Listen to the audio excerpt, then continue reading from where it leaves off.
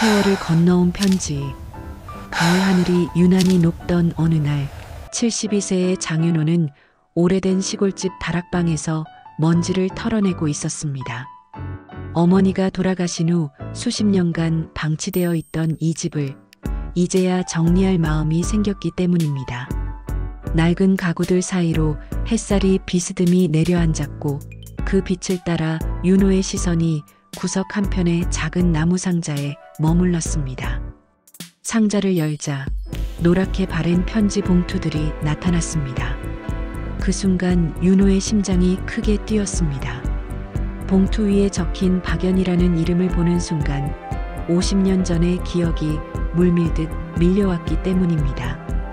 떨리는 손으로 편지들을 하나씩 꺼내며 세어보니 23통이나 되었습니다.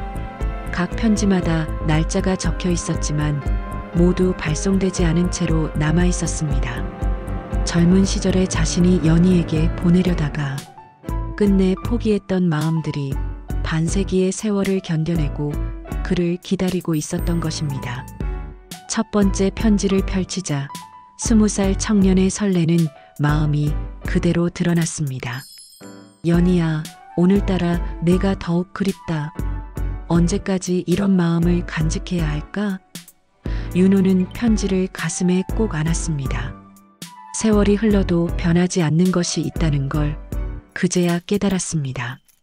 그날 저녁 그는 촛불을 켜고 밤새도록 그 편지들을 읽었습니다.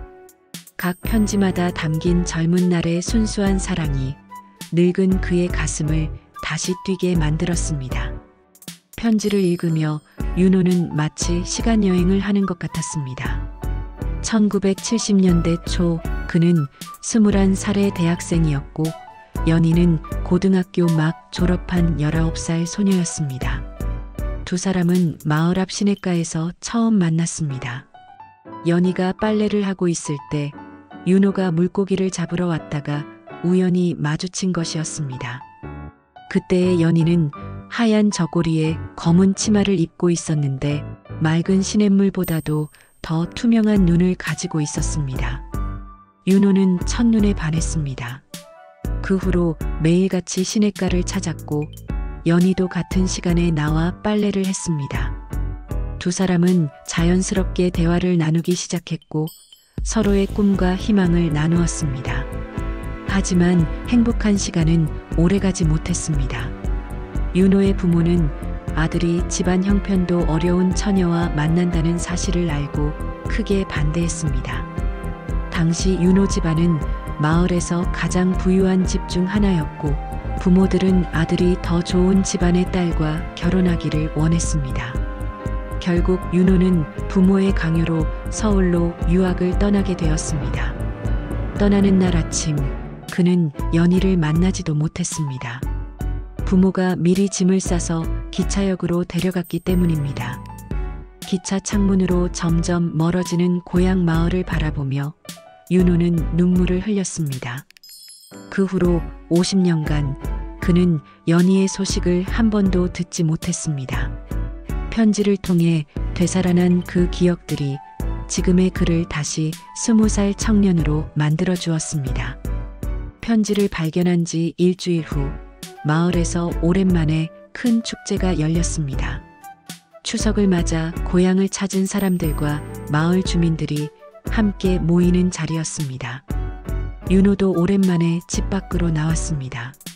마을 회관앞 무대에서는 전통 공연이 한창이었고 사람들은 옹기종기 모여 앉아 즐거운 시간을 보내고 있었습니다. 윤호가 팔짱을 끼고 공연을 지켜보고 있을 때였습니다. 문득 옆자리에서 누군가 조용히 박수를 치는 소리가 들렸습니다. 고개를 돌리는 순간 그는 깜짝 놀랐습니다. 곱게 빗어올린 흰머리, 세월의 흔적이 새겨진 얼굴이었지만 그 맑은 눈동자만큼은 50년 전과 똑같았습니다. 연희구나. 윤호의 입에서 저절로 나온 말이었습니다. 연희도 윤호를 알아보고 깜짝 놀라며 일어났습니다. 두 사람은 한참 동안 서로를 바라보기만 했습니다. 주변의 웃음소리와 박수 소리가 멀리서 들려오는 것 같았습니다. 윤호 오빠, 정말 오빠예요? 연희의 목소리는 여전히 맑고 따뜻했습니다. 윤호는 고개를 끄덕였습니다.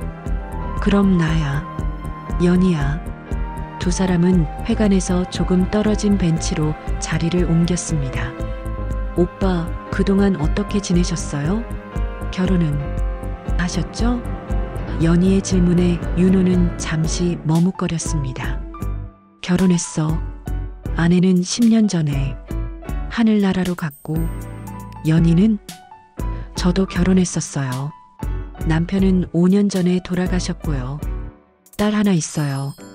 그날 저녁 두 사람은 오랫동안 이야기를 나누었습니다. 지나간 세월과 각자의 삶에 대해서. 윤호는 연희에게 편지 이야기는 하지 않았습니다. 아직은 때가 아니라는 생각이 들었기 때문입니다. 하지만 마음속으로는 운명이라는 것이 정말 있을 수도 있겠다는 생각을 했습니다.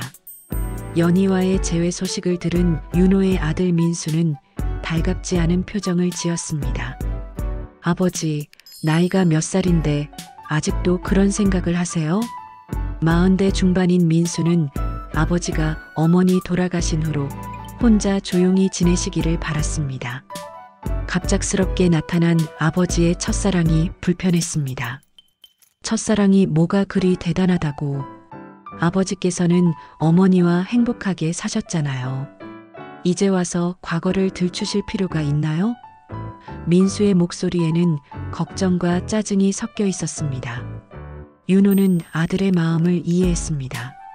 하지만 자신의 마음도 솔직하게 표현하고 싶었습니다. 한편 연희의 딸 수진도 비슷한 반응을 보였습니다. 엄마 나이가 70인데 무슨 연애를 하신다는 거예요? 주변 사람들이 뭐라고 할지 생각해 보세요. 수진은 명문대를 졸업하고 대기업에서 일하는 커리어 우먼이었습니다. 그녀에게는 어머니의 로맨스가 비현실적으로 느껴졌습니다. 엄마는 아빠 돌아가신 후에 혼자서도 잘 지내셨잖아요. 굳이 이제 와서 복잡하게 만드실 필요가 있나요? 수진의 말에 연희는 쓸쓸한 웃음을 지었습니다. 수진아, 엄마도 사람이야. 외로울 때도 있고 누군가와 마음을 나누고 싶을 때도 있단다. 하지만 자식들의 반대는 계속되었습니다. 민수와 수진은 심지어 서로 연락하여 부모님들을 말려달라고 부탁하기까지 했습니다. 그들은 노인의 사랑이라는 것 자체를 이해하지 못했습니다. 윤호와 연희는 자식들의 반대에도 불구하고 계속해서 만났습니다. 마을 앞 시냇가를 거닐기도 하고 옛날 추억이 담긴 장소들을 함께 방문하기도 했습니다. 우리가 다시 만난 건 우연이 아닐 거야.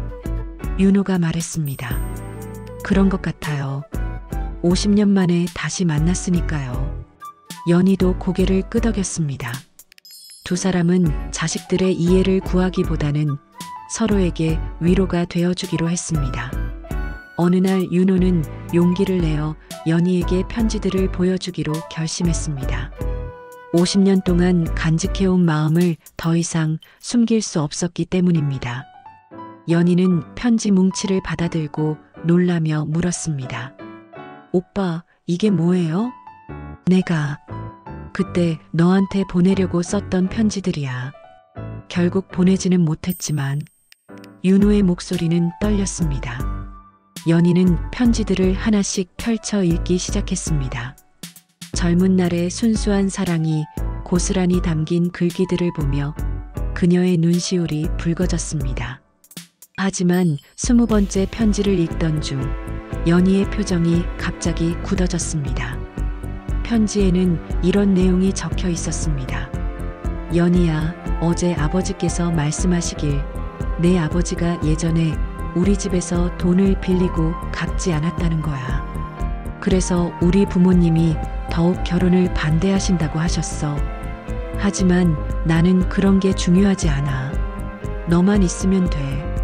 연희는 편지를 내려놓고 윤호를 바라봤습니다. 오빠, 이게 무슨 말이에요?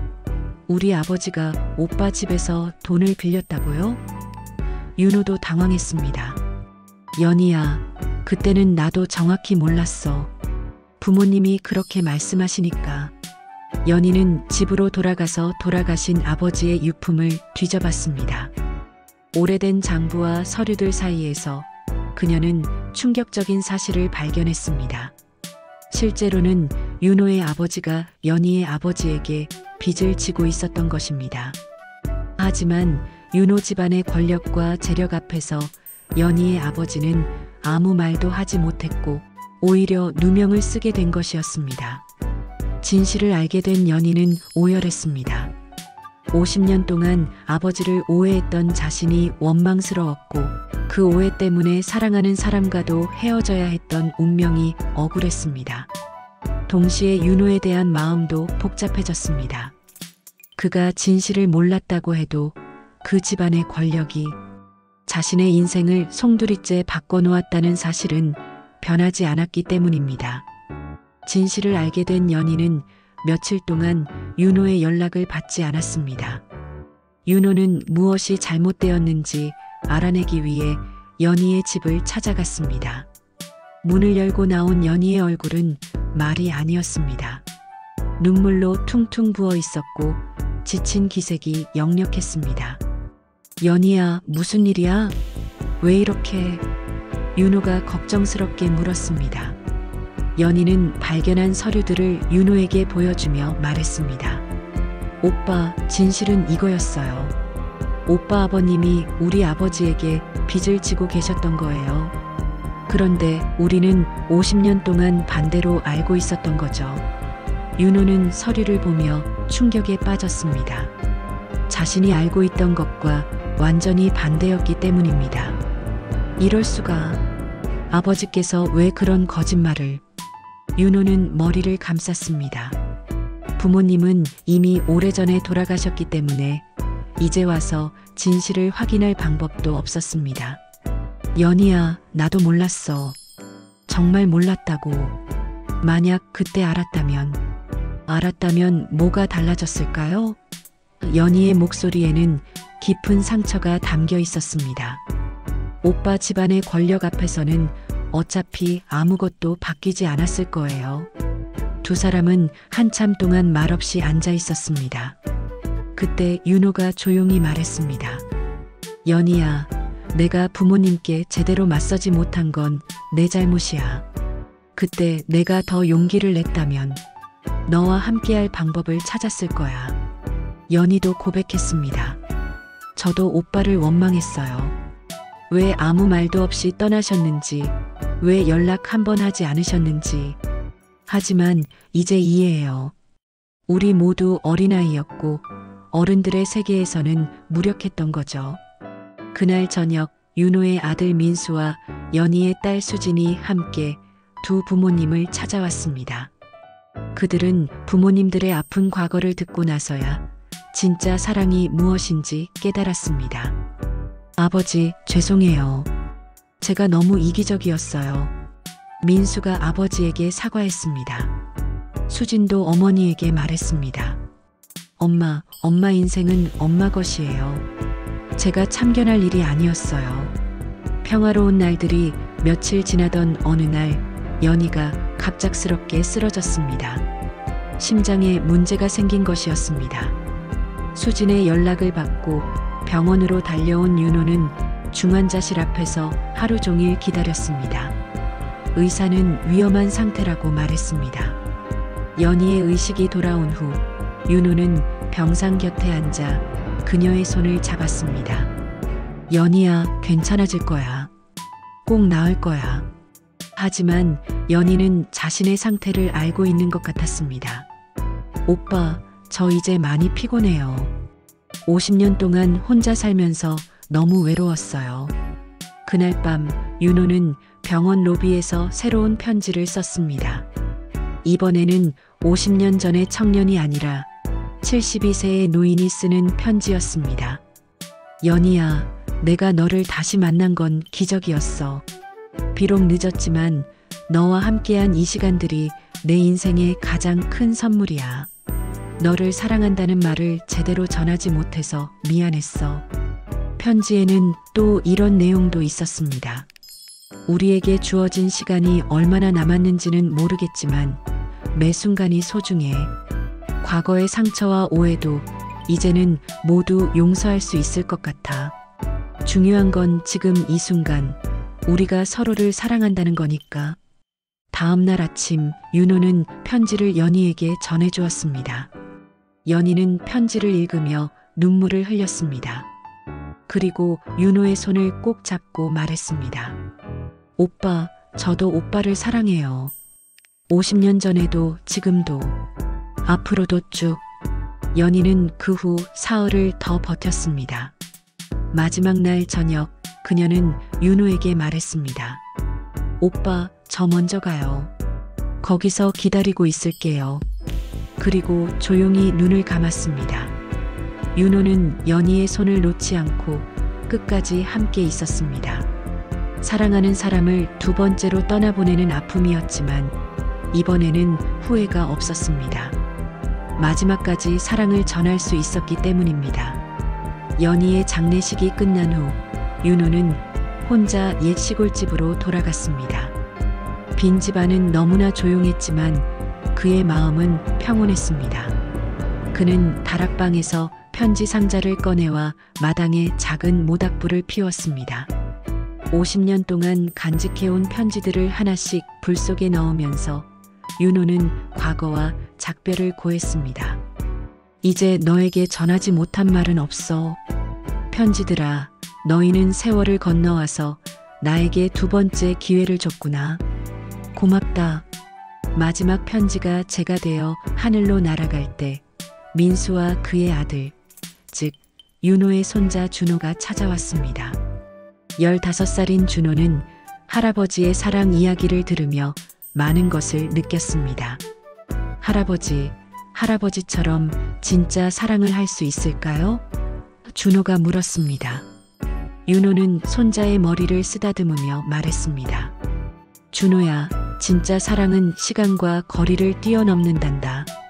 때로는 50년을 기다려야 할 수도 있고, 때로는 짧은 만남으로 끝날 수도 있어. 하지만 중요한 건 진심을 전하는 거야. 그날 저녁 준호는 자신의 방에서 편지를 썼습니다. 좋아하는 같은 반 여학생에게 보내는 편지였습니다. 사랑은 편지를 통해서도 전해지는구나 라고 생각하며 정성스럽게 글을 썼습니다.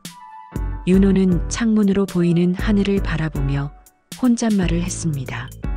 연희야, 우리의 사랑이 준호에게까지 전해지는구나. 사랑은 정말 세월을 건너오는 것 같아. 그 순간 윤호는 깨달았습니다. 편지는 단순히 종이에 적힌 글자가 아니라 사랑을 전하는 매개체라는 것을, 그리고 진정한 사랑은 시간이 지나도 변하지 않으며 다음 세대에게까지 영향을 미친다는 것을. 윤호의 마음은 이제 완전히 자유로워졌습니다. 세월을 건너온 편지가 마침내 그 역할을 다했기 때문입니다. 이 영상이 즐거우셨다면 구독과 좋아요는 더 많은 이야기를 만드는 데 큰 힘이 됩니다. 감사합니다.